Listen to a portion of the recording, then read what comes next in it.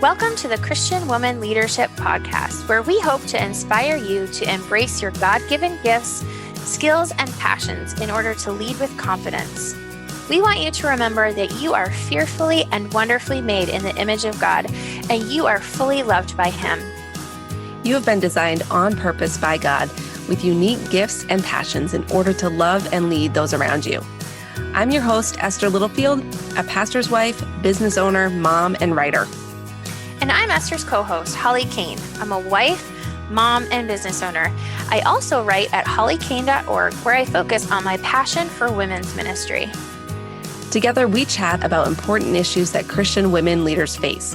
In addition, we interview other women just like you who lead in various roles, from church to community to business. Through this podcast, we offer you encouragement, tools, and resources to help you on your leadership journey. We are so glad you're here with us. Welcome to this episode of the Christian Woman Leadership Podcast. Today, I am here with Kathleen Peters, and I am so excited for you guys to meet Kathleen.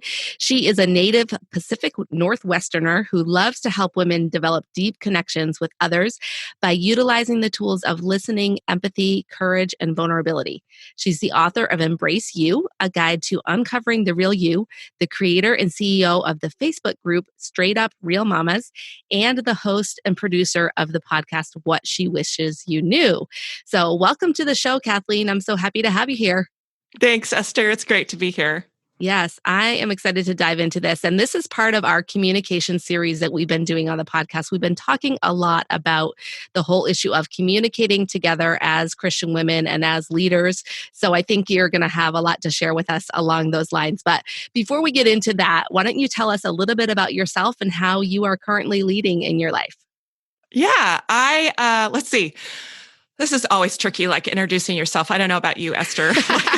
Yes. What do you say about yourself that sounds sort of interesting? Because I feel like I'm a very uninteresting person. Well, for one, I am a 1 on the Enneagram. I know you guys have talked about Enneagram on your show.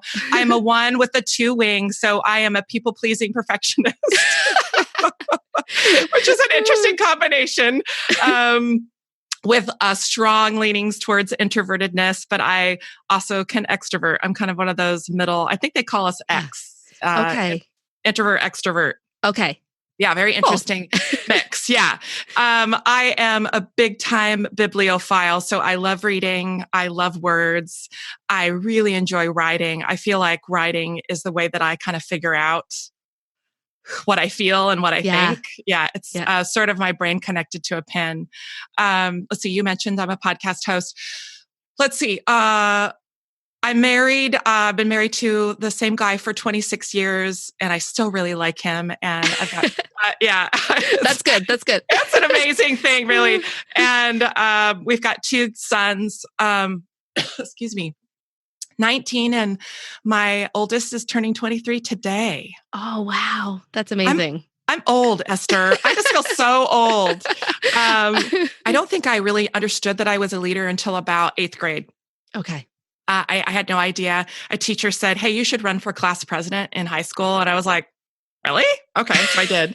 And so I did that, and I found I really enjoyed it. And then I did student council in high school and college and all those places. And then I got married out of college, and I had kids, and I homeschooled them. Mm.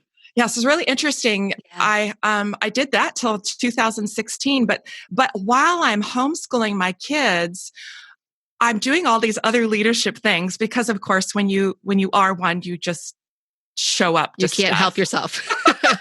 Yeah. And I've learned a lot through that process. I've changed as a leader through time, but Bible studies and teaching classes like spiritual gifting and financial peace, because we did Dave Ramsey. Yeah. And I did some network marketing. So I had some teams of people that I would lead that way. But it's so funny that you ask about leadership and you asked me to be on here, because I've had several conversations with friends like, they want to know about my leadership. Am I a leader? And I've had many friends just look at me and roll their eyes. Yes, Kathleen, you are. Okay, I am. But until 2016, it was just sort of dabbling. Mm-hmm. And now I sort of see myself as a leader of concepts of really kind of a movement. Okay. And in many ways, I see myself as a teacher. So I guess that's why when I think of leader, I think of somebody leading teams of people. And my husband will then now roll his eyes at me like, yeah, you are leading a host of people, friend. Yeah. Honey, you are doing this. So in 2016, I decided I've always wanted to be a professional speaker. And so I didn't know how to do that, but I just started. And so I started speaking for people, started to pay me to speak, which was weird. Like literally, I felt like literally had no experience. I did, but I didn't do it for money. So I ended up then writing my book and having a Facebook group, and then now I have this podcast. So yeah, it's been a really interesting journey. That's amazing. I love it. And it's always so fun just to hear people's journey because like you said, like you were homeschooling for all those years. And a lot of times I think moms that are in that phase of life where they're at home with their kids and they don't feel like they have like an official title or a job, they feel like they're not really leading, but in a lot of ways, well, one, you're leading your kids, but two, often we end up doing other things that enhance our leadership or grow us as leaders. So I love that you mentioned the podcast because that is how I came across you. Actually, we met at Hope Writers Conference back in November, and in hearing you were on the opposite end of the table as I was. And I just remember like overhearing from a distance these bits and pieces about your podcast. And so I had to look it up. And you guys, if you haven't listened, I want to encourage you to go subscribe to her podcast after you listen to this episode. But it's called What She Wishes You Knew. So I would love to hear what made you decide to start this podcast and maybe tell us a little bit about the concept of the podcast. Yeah. The podcast has really, Esther, I tell people, has really become the joy of my heart. It is everything that I love all wrapped up in one show. I just feel like it was a gift given to me by God. So it's a lot of different things, Esther. I don't even really understand how it all works because there's so many levels to it. Yeah. But the idea, I talk a lot about empathy. And that has come from a lot of different areas of my life, one being trauma, but two, having this Facebook group of women. And as you know, you get a bunch of women together, we can tend to be very hurtful to one another. And so I was sort of trying to figure out how to make it a safe group. And I found that through empathy, helping each other empathize. So I want to continue to teach women how to communicate and interact with one another through empathy, because I think it's key to having deep relationships, to having connections. And I was hearing a lot of women say they don't have that. Yeah. They don't have the friendships they're longing for. And so that's part of this. Yeah. That's always sort of been a piece. But the other piece to it is I was watching our society be incredibly divisive.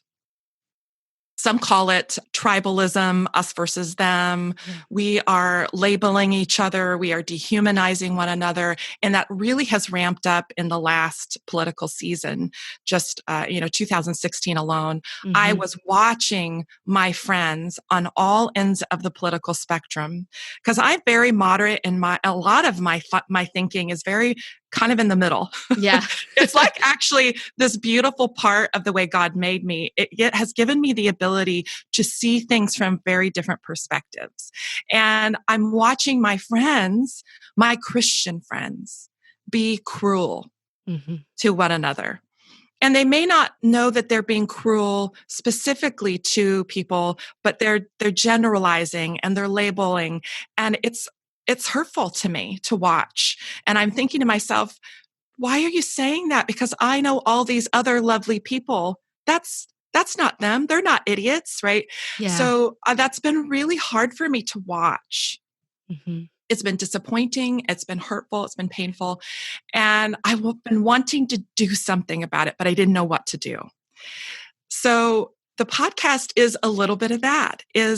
I believe the way that we get past some of that is that we learn how to step into someone else's shoes. it's perspective taking, right? Mm-hmm. And I think we can do that really well when we enter into someone's story. When we hear someone's story, we hear their pain, we hear their struggle, we hear their wrestling.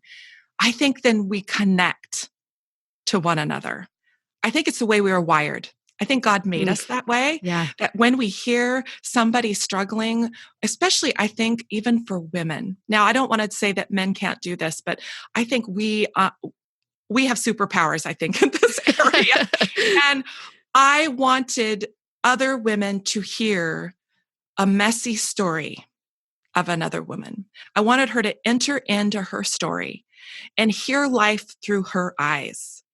And I wanted her to hear what this woman wished we all knew, which kind of in that, when you say, what she wishes we knew, I think embedded in that is this, we all kind of know there are things she hasn't told us. She's been polite to us.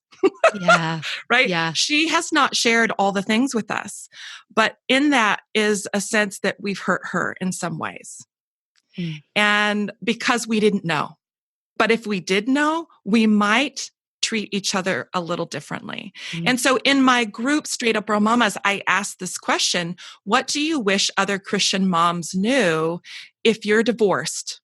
So all the women in my group who've been divorced, they would comment and tell us.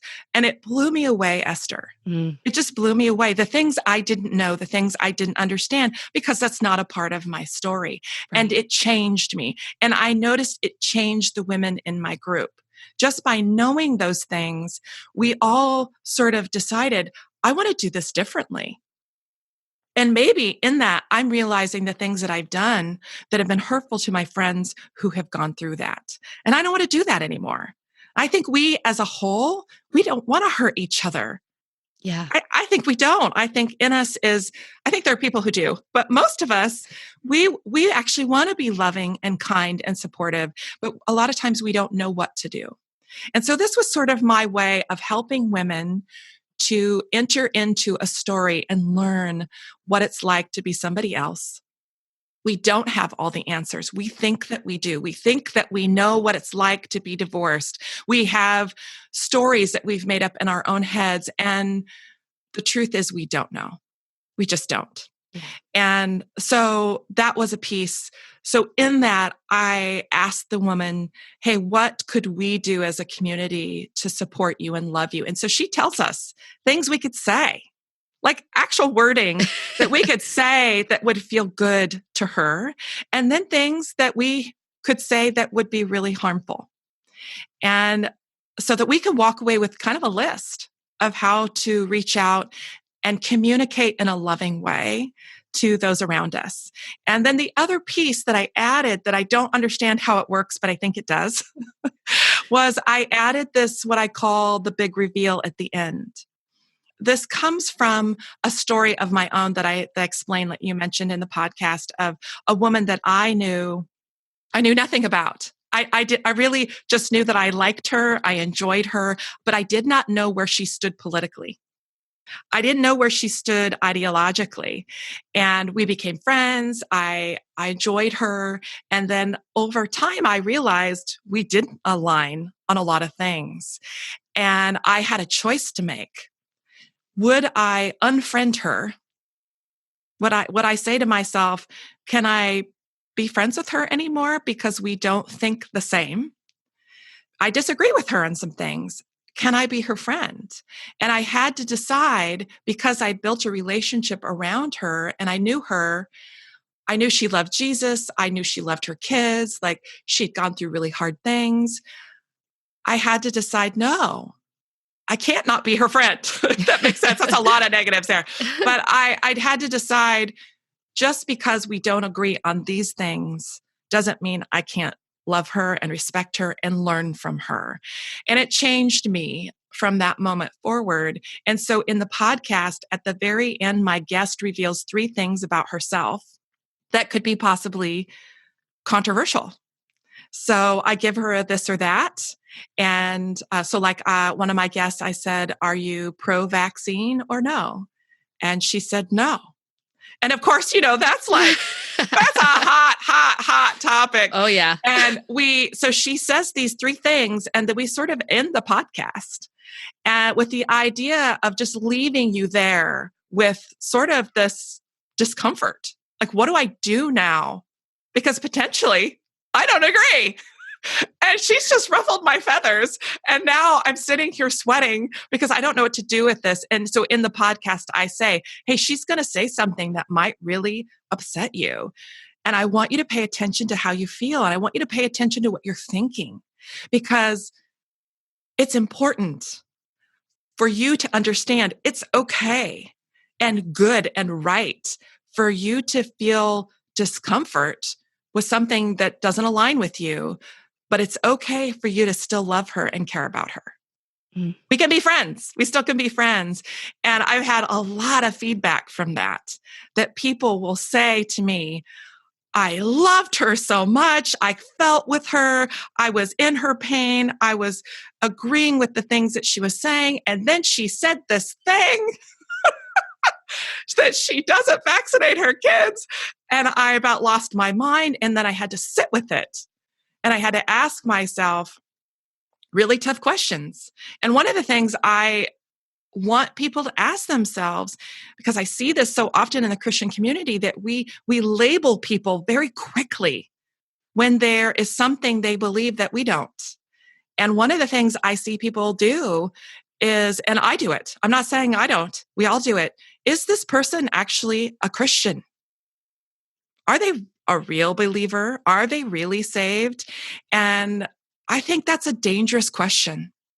I don't think that we can do that based on one issue. Mm. And that's where I'm really stirring up a lot of trouble, I think is what I'm doing. But I want people to I want them to practice being uncomfortable and then dealing with those feelings, because I feel like in our culture, we aren't. We're shooting hate towards each other and not dealing with our own discomfort. So I'm hoping that this helps people practice what I think is what Jesus wants us to do. Be uncomfortable, but still stay in there. Still love people, still engage with them. Right. Because I think that's what he did. I think evidence is Jesus. That's all he did, was be with people who were not like him. Yeah. And he loved them. Yeah, I feel very passionate about it. There's just so much good stuff, guys, in that whole section that we just heard from you, Kathleen. There's so many questions I have, so I'm trying to pick which thing do I want to go to next. Okay. But I feel like one of the themes that you just shared and what I'm thinking about is the fact that most of us in our everyday lives tend to gravitate towards people who are similar to us, right? Like we spend human time, nature. Right? If we go to a church, typically in that church, we're going to spend time with the people that we have a lot in common with. If you're a homeschooling mom, you're going to find the other homeschooling moms. If you're a working corporate mom, you're going to find the other working corporate moms. If you're single. So that's just natural. Yep. So I feel like there's this tension between I want to spend time and develop deep relationships with people I have a lot in common with. But okay, I can see that maybe I need to also be open to people that are different. But what would you say to the person who's like, I don't even know how to start, or like, I don't even have time for another relationship?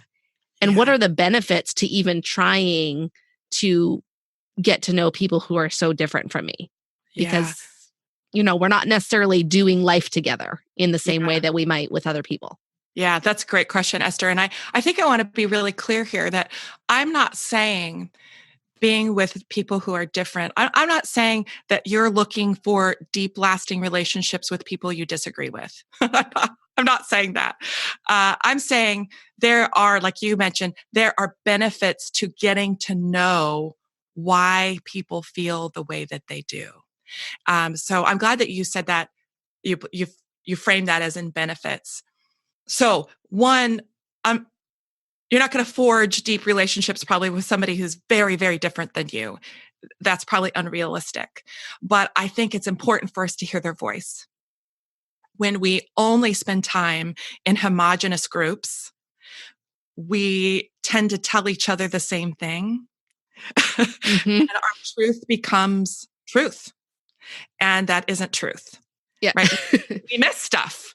So I think the benefit to us is we learn from each other. When we listen to another person's perspective, we actually learn about our own selves. When you listen to the story of someone else, why they think the way that they do, why they believe what they do, you are then processing what you believe and what you think. It's helping you to figure out where you stand. And I think a lot of times when we stay in homogenous groups, we're not doing that. We're just feeding each other the same information, right? Yeah. And I think, I had a teacher in high school, Mr. Malone. He was my history teacher.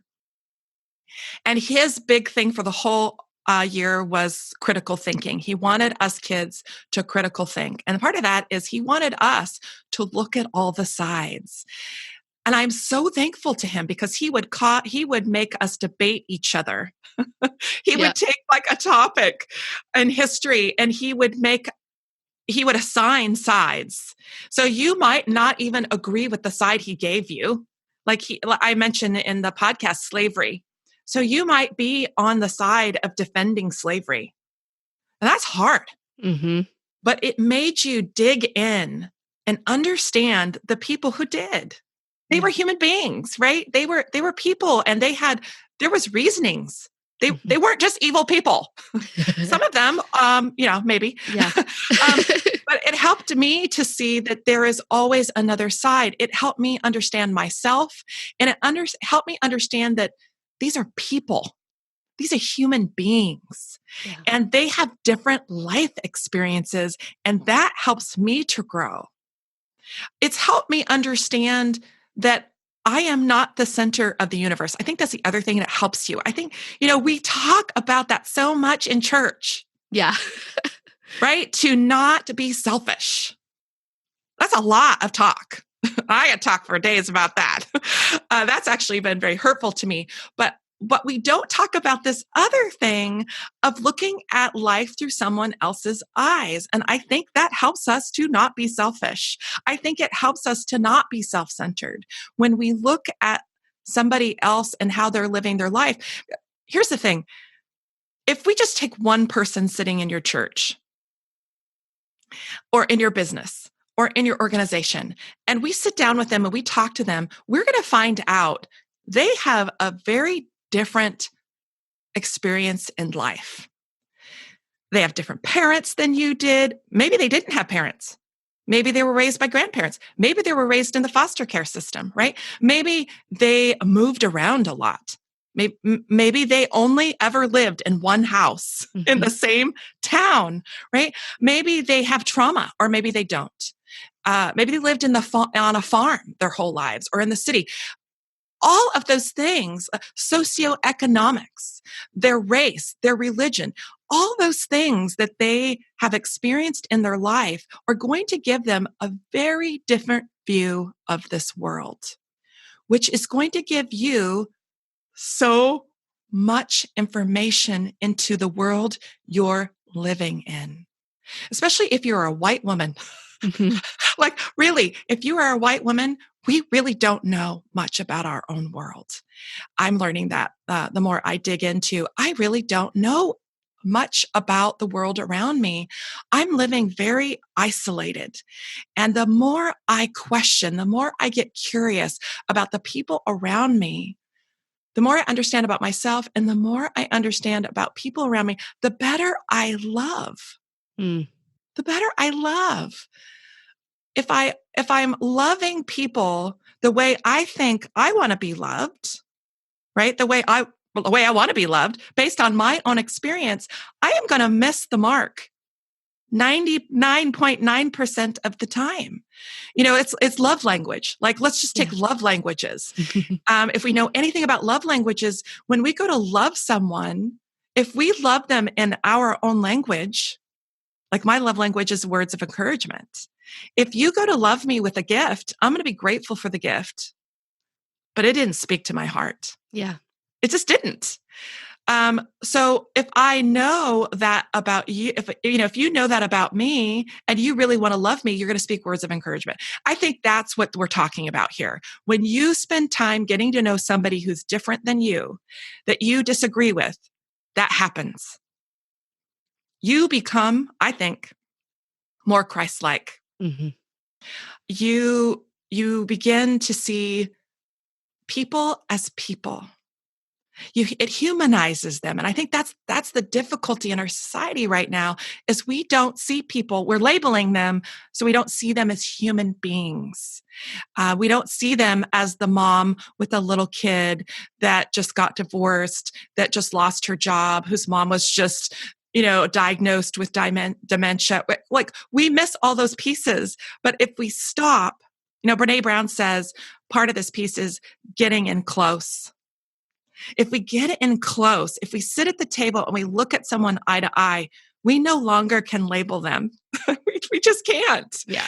If we get to know them as a person, we no longer can say they're lazy or all the things that we label people. Yeah. We can't do it anymore because now they're a person with feelings and a story.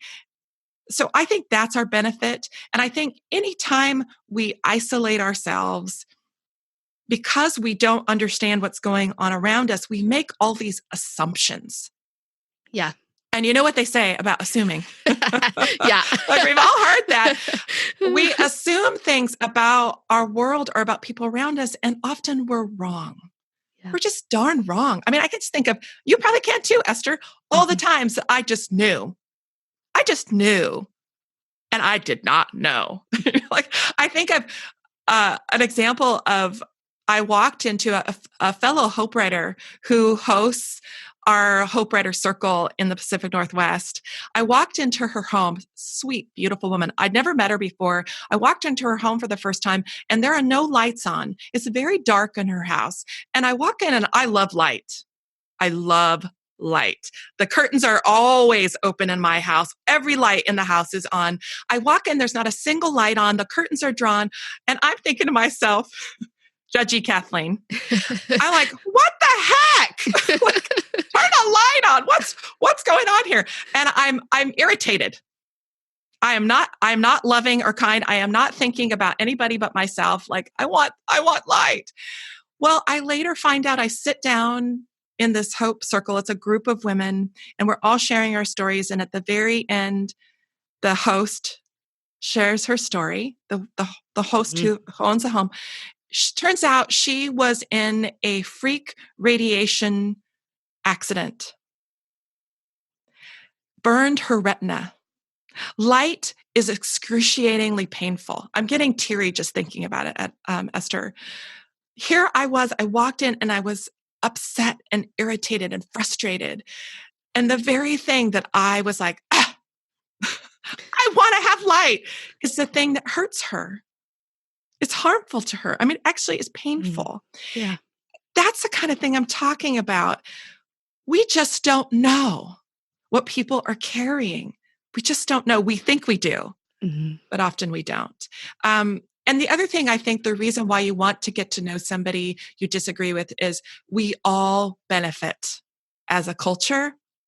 We all do. The more we talk to each other, converse with one another, engage with one another, the more we find solutions, we're innovative, we're creative. There's all sorts of studies, right, that show that when we work together, we're better. Not when we're alone. We were not made to be alone. God designed us to be in community, and not just in community with the people who think just like us. Did that answer your question? I think it did. I love everything you shared. And again, I have so many ways I could go with the rest of this conversation. So pick and choose. But I think that one of the things you mentioned that you're seeing on, and maybe this is online in particular, but maybe not, maybe in general. And actually last week's episode, we talked about social media and how to communicate on social media. And so that's a big challenge, I think, for all of us. Mm-hmm. But you mentioned the issue of a lack of critical thinking, which I think that tends to see, I see that happening a lot online too. And like you said, Yeah. making the generalizations. So I guess I'm just wondering, what are some of the factors you think in why we are so divided in our society right now? Is social media playing a role? Is this lack of critical thinking playing a role? Like, what are some of the reasons that we're having so many challenges, and maybe even within the Christian community, why we're having these challenges of being able to communicate through differences? Yeah, that's a great question. I think it's a whole lot of things, and it's probably just even changing as we're speaking. Social media, I think, is definitely, I love social media. I really do enjoy it, but I think it does create this false um, universe. Yeah. I think because we're not looking at each other eyeball to eyeball, we we get brave, and I'm using air quotes there. We get brave and we say things we would never say face to face. I think it's kind of like you're driving in your car Mhm. and somebody cuts in front of you and you're never going to see them again. So what do you say? Like, things you probably would never say if somebody else was in the car with you, right? Do you know my road rage problems? I know mine. I know mine. And I think it creates that sort of environment. And, but I think to answer your question, I think number one, I think it's fear. I think we're afraid. I think we're more afraid than we ever have been. Brene Brown talks about this in many of her books, Braving the Wilderness, that in her research, she's a social science researcher out of Houston, Texas, and in her 15 years of research, she saw a change in the outcome of her research. She researched before 9/11 and after 9/11, and there was a shift after 9/11. We just became more and more fearful, which makes sense. Yeah. And when people become fearful, what do? They run away instead of running towards each other, which I think we did in the beginning. Yeah. In that first year, I think we did. But after that, I think we're running away. We don't want to be vulnerable with one another. We're scared. And part of that fear then is we're looking for people to align with ourselves because we're scared. I think the other thing that I see, one of the reasons why we don't even engage in empathy is because empathy requires us to feel with one another. And sometimes that's fear. We don't want to feel that. We don't want to feel uncomfortable. I don't want to feel uncomfortable. It's not fun. But part of that, I think, is that I don't want to enter in with you. I don't want to feel those feelings with you. They're too scary. I don't want to face those. And the other thing is, I don't want to face the fact that what's happened to you could happen to me. And so we protect ourselves. I think a lot of this is self-protection. Yeah. And I get it. I'm doing it too. We're all doing it. But I think it's sending us to a very dangerous place. And I hesitate to do this because it happens a lot. But I was a history major in college. And I think we have to look at Nazi Germany. This is what happened. In that culture, they end up dehumanizing a people group. Yeah. And that's what we're doing with one another when we label and name call and we say hurtful things that we would never say in front of each other. We then don't see each other, like I mentioned, as human beings. And then that leads down a dangerous path. Yeah. I feel like I'm not answering your question. Like, where was I going with that? Help me again. Well, I was asking why we're so divided, and you said fear is kind of the primary reason. Yeah. Thank you. Yeah. So I think that makes sense.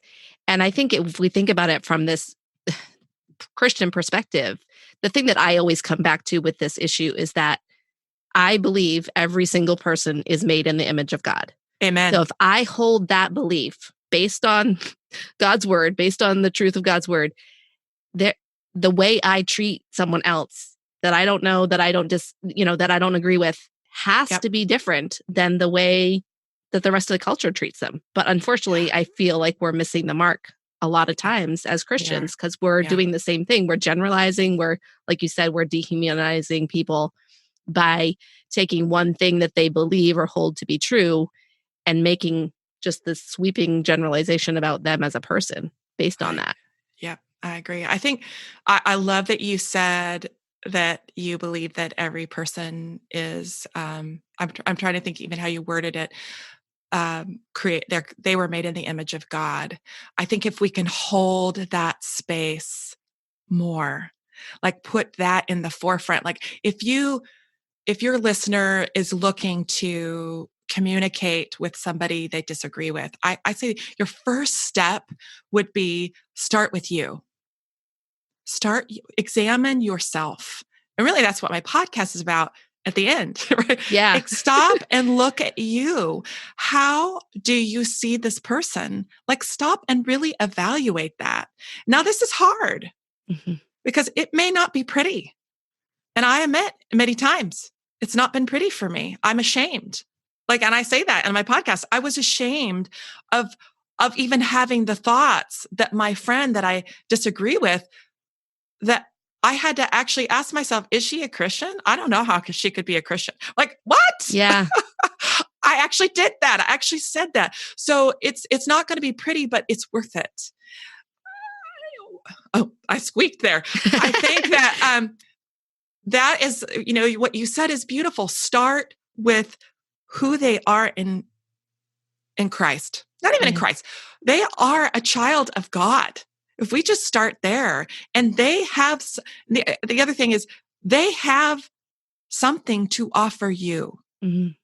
Even if it's selfish, even if it's just, well, I'm doing this for my own benefit. Okay. Yeah. Go there, do that. Because I think what you're going to get out of it is, it's going to change you. Mm-hmm. Yeah, it's going to change you. But I would start with yourself. Ask yourself, how do I see them? Have I slated them as, air quote, untouchable, as not worth my time, as a piece of garbage, whatever you are saying, you're saying things, you are. And where's the salvation piece? Like I said, that's tricky and dangerous. Like we sometimes will put ourselves, I think we get in trouble with this a lot as Christians. With theology, I see it all the time. We all subscribe in our circle. We subscribe to the same theology, and anybody who doesn't agree with that theology, well, they don't have the truth. And so therefore they don't hold the truth. So therefore they are not a Christian. Dangerous, dangerous, dangerous. Sad. So sad. So yeah, ask yourself those questions. Have I labeled them? How do I see them? And is this how God sees them? Right. Yeah. Right. Yeah. You go right there and you're like, crud. No, he does not. He does not. So if we think about the woman who is a leader, she's leading maybe in her workplace, in her church, what are some practical things? I think you just gave us a practical step we can take when it comes to having more empathy and communicating with those with whom we disagree. Do you have any other recommendations for how we can put this into practice or develop it? Yeah, I do. I do. I think number one, if you don't hear anything or remember anything that we've talked about here, it's stay in curiosity. Just always be in wonder of other people. Be asking yourself that why question. Why does she feel that way? What brought her there? What in her life experience brought her to that decision? There was something. She just didn't wake up one day and decide to not vaccinate her kids. Yeah. She didn't. So stay in the why. And then the other thing I would say is stay away from the need to win. Stay away from needing to change her mind. Like hold her with open hands, hold yourself with open hands, that it isn't your responsibility to change her, to win her over. If you can stay curious and stay out of the need to be right and to win, I think you're miles ahead of, most of the population. Yeah. when I am facing somebody I disagree with, here's kind of what I do, Esther. I am looking for similarities always. How are we connected, the two of us? How is our humanity connected?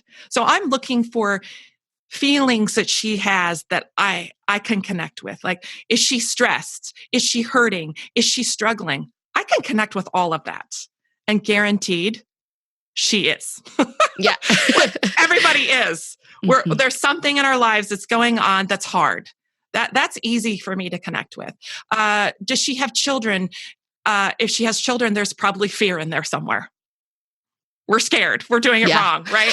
Or we're scared they're going to do something that's going to be terrible or hurt themselves. Or does she have anxiety about caring for a parent? Or is she lonely? Like any of those things, human feelings, I'm looking for those. Mm-hmm. And then I can connect with her. I'm also, because of who I am, one of my gifts is gifts of encouragement. I'm looking for ways I can encourage her. So that's probably why I'm trying to connect. Where is she struggling?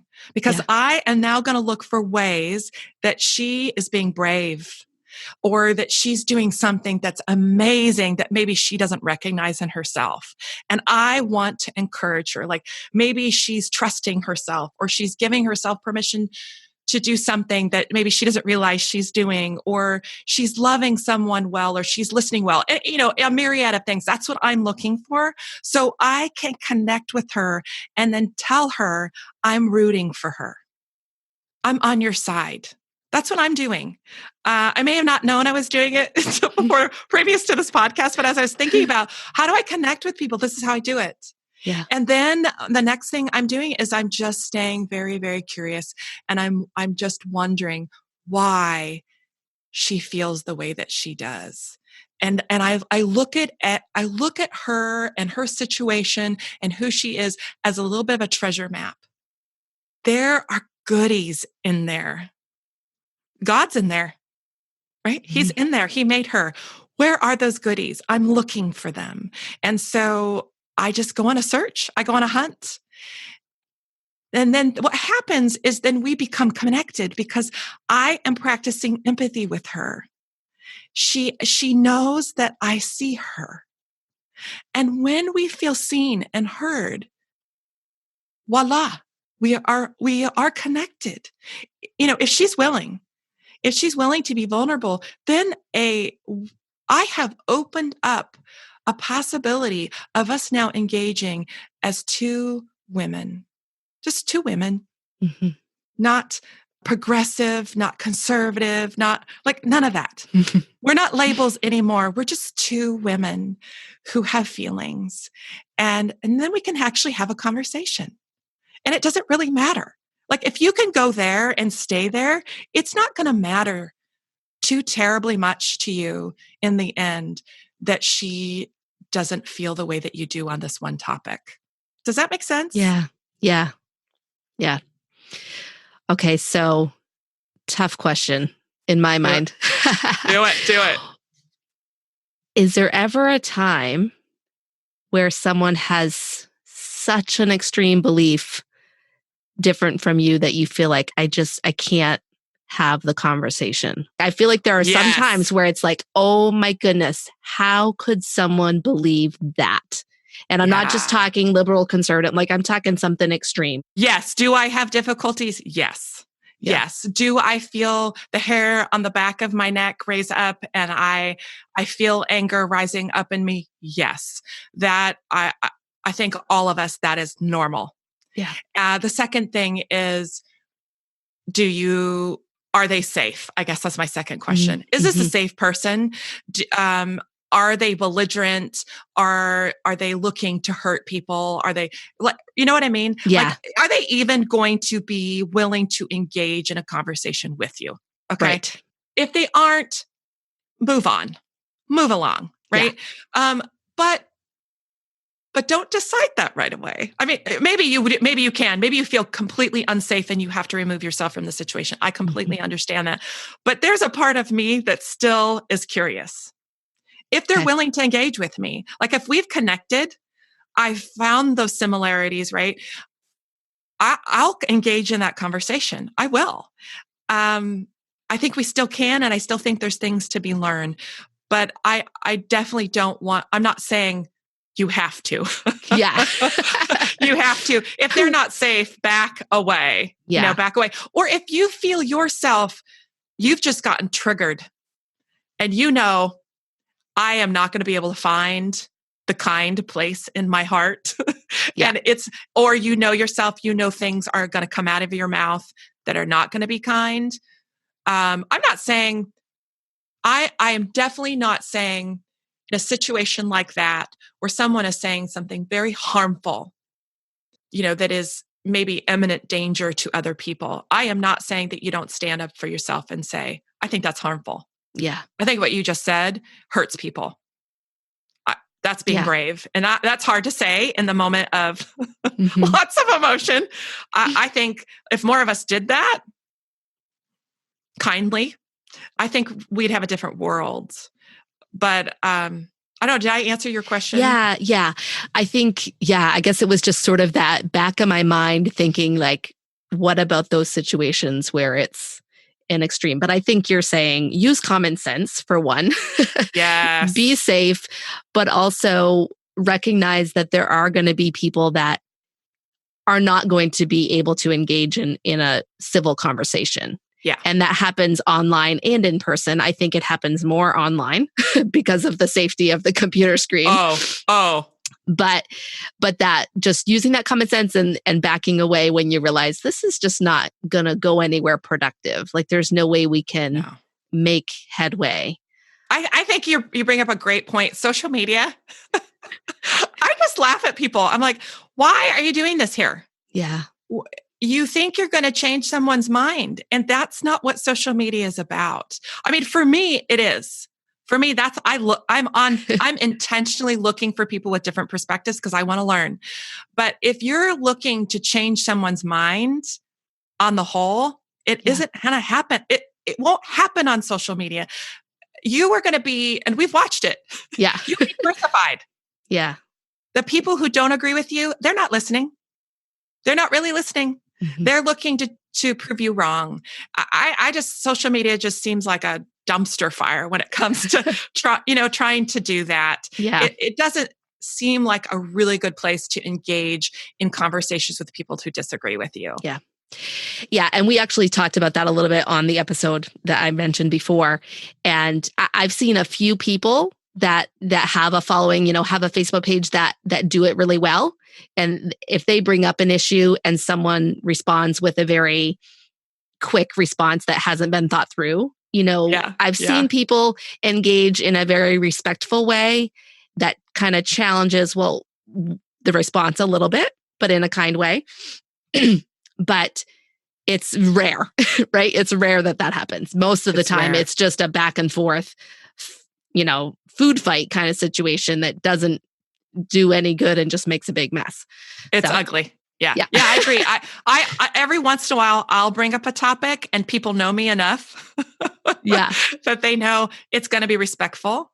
Yeah. And I'm actually very curious about it. I want to know, but you have to do it in a way that doesn't dehumanize, doesn't label. Let's actually engage and have a normal conversation. But I agree. It doesn't happen very often. You have to be very intentional about it if you're going to do it. But if you're just throwing stuff out there angrily, just know that really all that does, and I'm not saying all that does like that's a bad thing. Just know that what that is doing is it's just helping the people who already believe the same way as you do feel more strongly about that. Yeah. It probably is not changing the other side's mind. Yeah. It probably is not. Yeah. Yeah. And I think I want to go back to something you said a lot earlier. You brought it up and I just want to circle back to it because it's something I'm really digging into the world of apologetics right now. Oh, okay. And I had Hillary Morgan Ferrer on a previous episode and she wrote a book, Mama Bear Apologetics. But one of the key pieces that I'm finding in that whole world is the ability to take the other, like to understand the other side so that you can defend your side. So there's a really key principle in basically having conversations that I think all of us could learn from is that there's a need for us to make sure we're understanding where the other person is coming from in order to even share where we're coming from. Amen. That's empathy, right? Like that's taking the other person's perspective and recognizing that. So yes, I love it. Yeah. Awesome. Well, I just appreciate everything you've shared about this whole issue of having conversations and the need for empathy in our relationships with one another. I would love to have you share just a little bit more about yourself as we wrap up here. So we always ask about how God has wired you, and you already shared your Enneagram type, which is interesting because it's my exact number, 1 wing 2. Are you kidding? No, that's exactly the same. So it's hilarious. But did you have a favorite tool that you've used to understand yourself and your leadership? Is Enneagram it, or something else that you've used for yourself? Oh, yeah. See, the thing about it, Esther, is leadership. Ha ha ha. I don't read a lot of leadership books. I've mentioned Brene Brown a lot. I really have enjoyed Brene. I've learned a ton about myself through Brene. That's why I think when I really realized I was a perfectionist, the Gifts of Imperfection really nailed it for me. I've read a few Enneagram books. Richard Rohr has one on the Enneagram. I think it's Road Back to You, Enneagram. Yes, that's by Ian Cron. Yeah. Yeah. So those have been super helpful to me. Years and years ago, when I was a trainer professionally, we used the DISC. So I did a little work with that. Yeah. So those have all been helpful to me to understand who I am. But I think, again, those leadership tools are fabulous for understanding other people. Yes. So that knowing myself and then knowing you, now I know how I can communicate with you. I loved you had, what was her name? I want to say it was Nicole, episode 73. I was going to remember. I think it was Natalie. Was it Natalie yes. Gingrich? Yeah. Yeah. When she said, just getting to know people and who they are and how to communicate with them. Yeah. Then you can communicate. I was like, yes, that has helped me so much. Understanding how people learn has helped me understand how I learn. Yeah. Yeah. How I need to get information. And then that helps me also understand how I need to make sure the people I'm talking to, I'm saying it in different ways. Now, for me with a podcast, I need to say it in a lot of different ways because there's a lot of different types. Mm-hmm. So I've loved the Enneagram. It's been like, I know it's a buzzword right now in the Christian realm, but oh yes. Everybody's talking about it. It is for sure. Yeah. But I think that's a good point that you made because like leadership, and these tools that we talk about it a lot on this podcast. And I want people to hear what you just said is that it's not just about understanding myself, but it's about understanding the people I'm leading. And so if you use these tools and only use them on yourself or only utilize that knowledge for yourself, then you're kind of doing yourself a disservice. Yeah. But if you can incorporate it into your team, into your family, into your workplace, you're going to go further.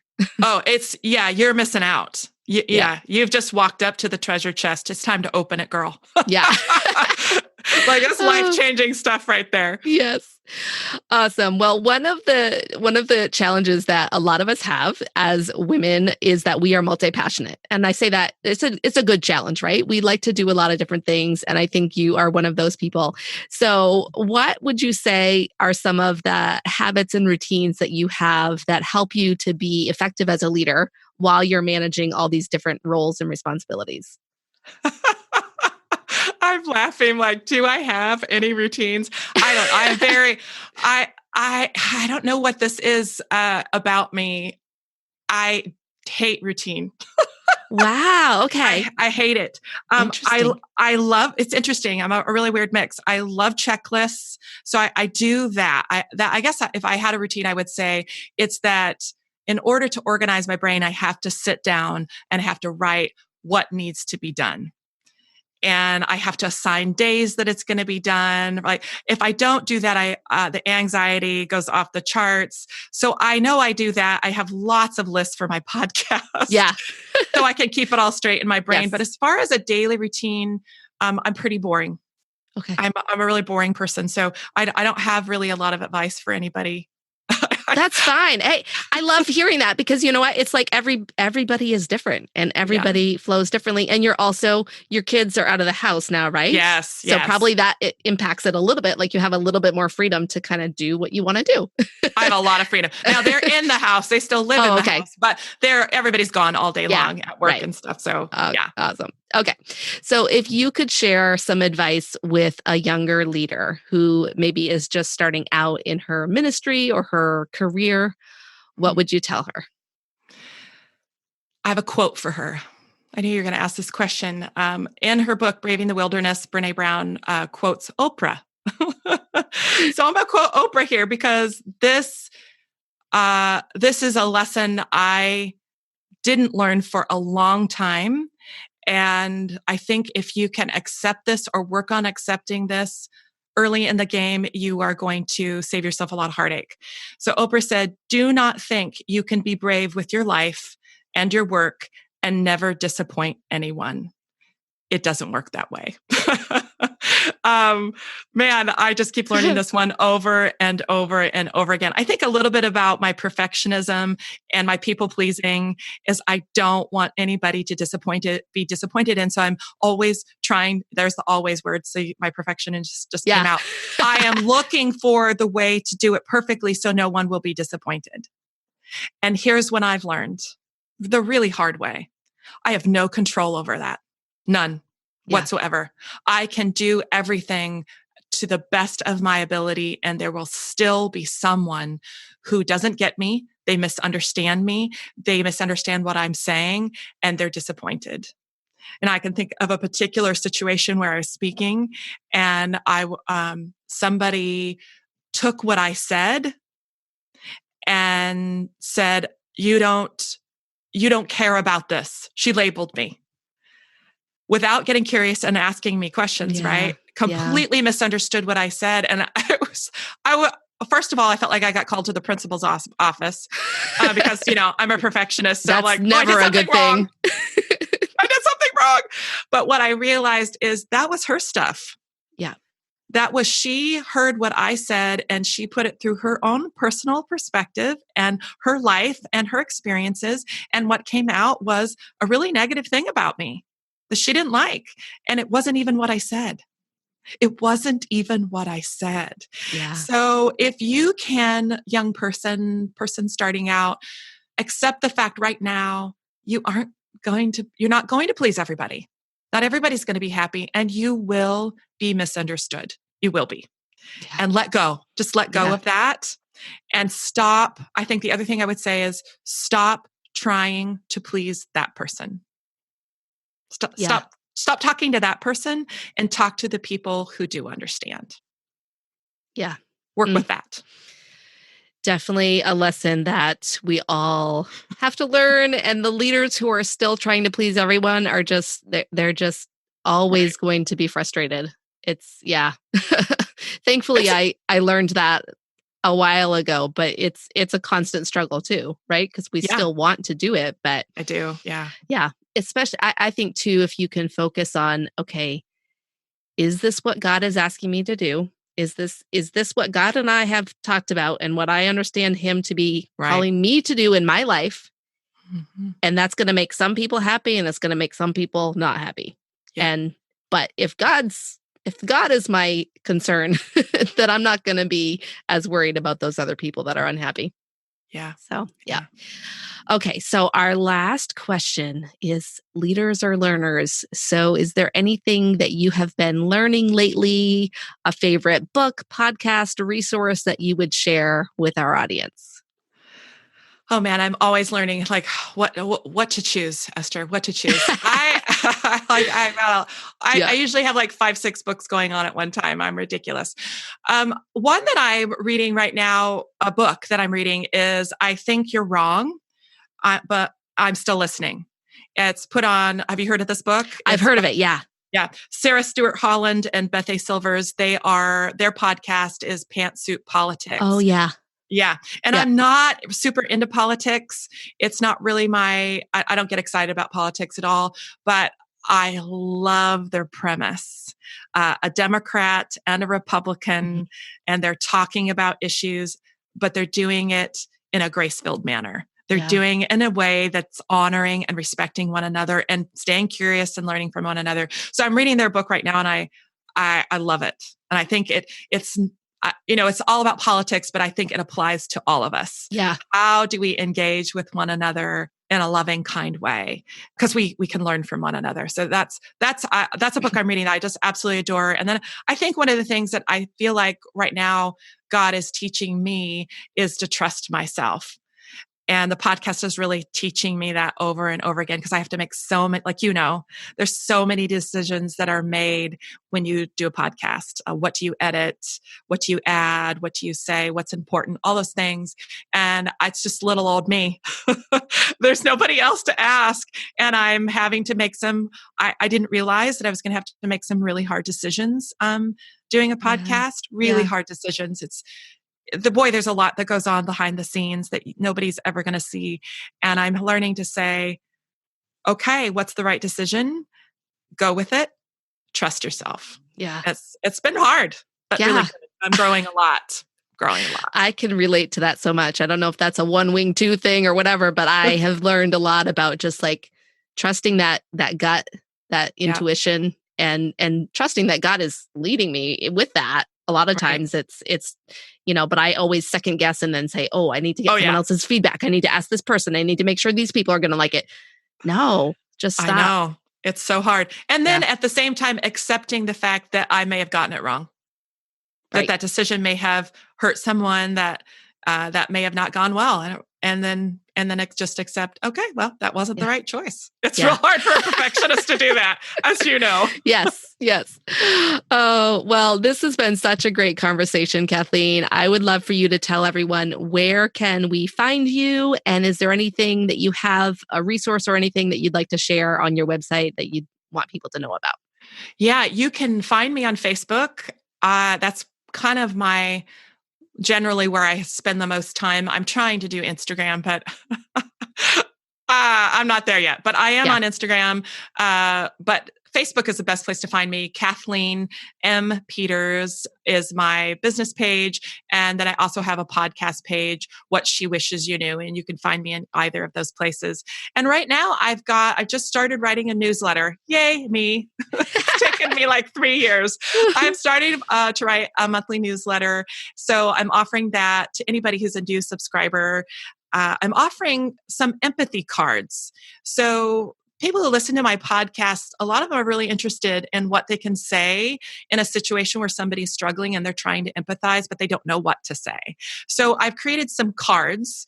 They're beautifully designed that you can print off or just have digitally on your phone. Like if you're about ready to enter into a situation where you know you'd like to practice empathy, but you don't know what to say or you can't remember what would be a good thing to say. I have these cards that have actual words, statements on them that you could practice saying beforehand. They also have things on there about things you want to stay away from when you are practicing empathy. Just a guide, like just a real quick 3 cards guide that you can have access to. And you can find that on my website, KathleenMPeters.com. And the newsletter sign up is, if you scroll to the bottom of any of those pages, it will have the sign up there. Awesome. Yes, I grabbed those because I was curious. Once I went to your website, I was like, "Oh, those look so good!" And it's just so in line with what we've been talking about. I've been working on a resource called Confident Conversations, which is all about how to have hard conversations. And I just think those empathy cards totally go in line with that concept. So fit right in. Yeah. That's awesome. Awesome. Well, thank you so much, Kathleen, for joining us on the podcast today. I appreciate your time. Oh, it was a pleasure, Esther. Thank you for having me. Thanks for joining us on the Christian Woman Leadership Podcast. If you enjoyed this episode, would you consider leaving us a rating and review in your podcast app? This helps more women just like you find the podcast, and it also helps them to know whether the podcast would be a good fit for them. Just go to the show in your podcast app, then scroll down until you see the option for ratings and reviews. From there, you can tap to rate and write a review. It means the world to us when you take a couple minutes to do this, and thank you so much to everyone who has left a review. Now, don't forget, your leadership matters, and it's time for you to embrace your gifts and lead with confidence.